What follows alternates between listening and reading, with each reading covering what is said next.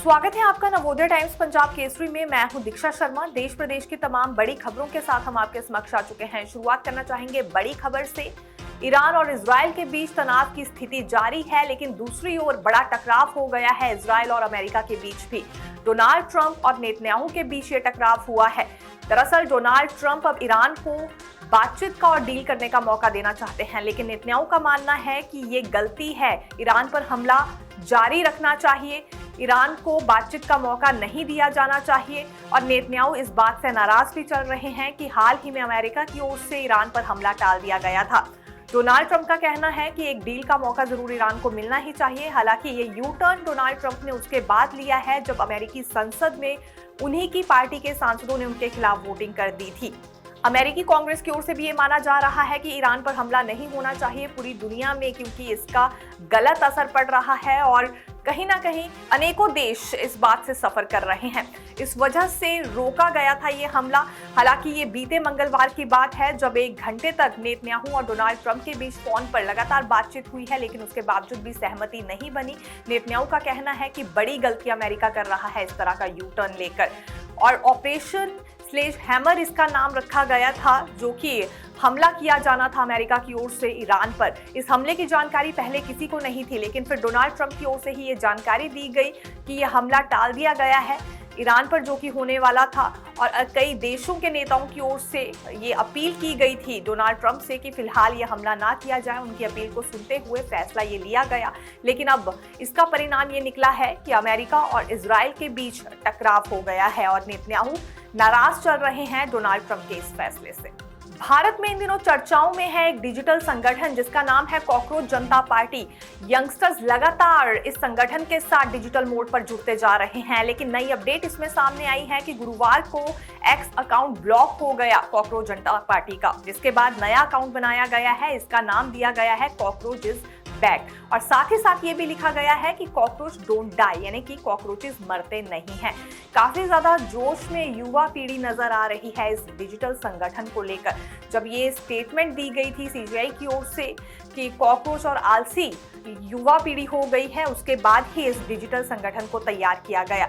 लेकिन देखा जा सकता है, हैरानी वाली बात यह है कि कांग्रेस और भाजपा के समर्थकों को, फॉलोअर्स को भी इस संगठन ने पछाड़ दिया है।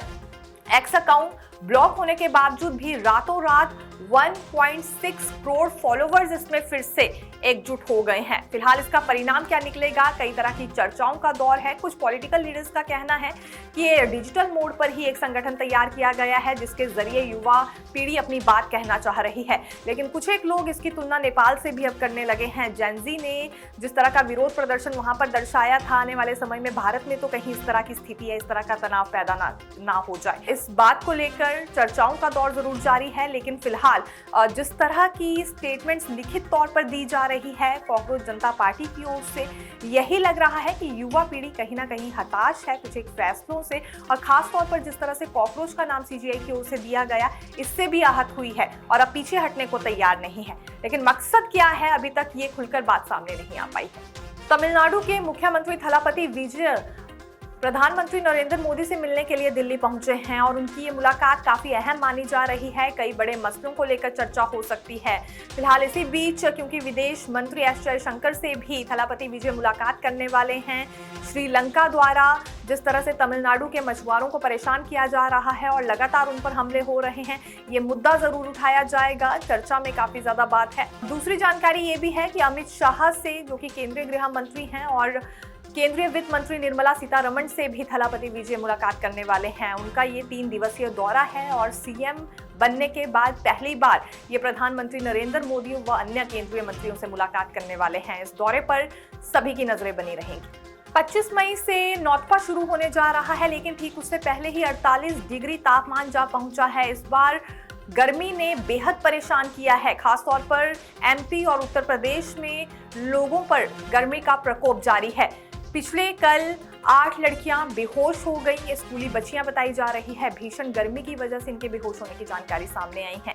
इसी वजह से हर राज्य में सरकारों को ये ध्यान रखने के लिए कहा गया है कि हर स्कूल में व्यवस्था की जाए, पानी को लेकर भी, एसी और फैन को लेकर भी, क्योंकि इस गर्मी को बच्चे झेल नहीं पा रहे हैं।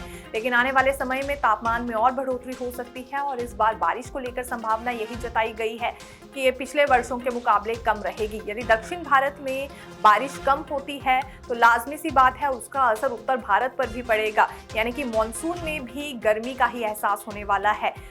हर वर्ष बारिश होती थी और हल्की राहत जरूर मिला करती थी गर्मी से, लेकिन इस बार कम ही फिलहाल ऐसे कुछ स्थिति बनती हुई नजर आ रही है। ये आईएमडी की ओर से माना जा रहा है। एमपी, यूपी और हरियाणा में सऊदी अरब जितनी गर्मी पड़ रही है। यूपी के बांदा में तापमान 48 डिग्री सेल्सियस पहुंचा, जिससे यह दुनिया का तीसरा सबसे गर्म शहर बना। बांदा से ज्यादा तापमान केवल मिस्र के अफसान में 50 डिग्री सेल्सियस और सऊदी अरब के अराफात में 48 डिग्री सेल्सियस रहा है। खजुराहो चौथे स्थान पर रहा, जबकि कई राज्यों के 16 शहरों में पारा 46 डिग्री सेल्सियस पार गया।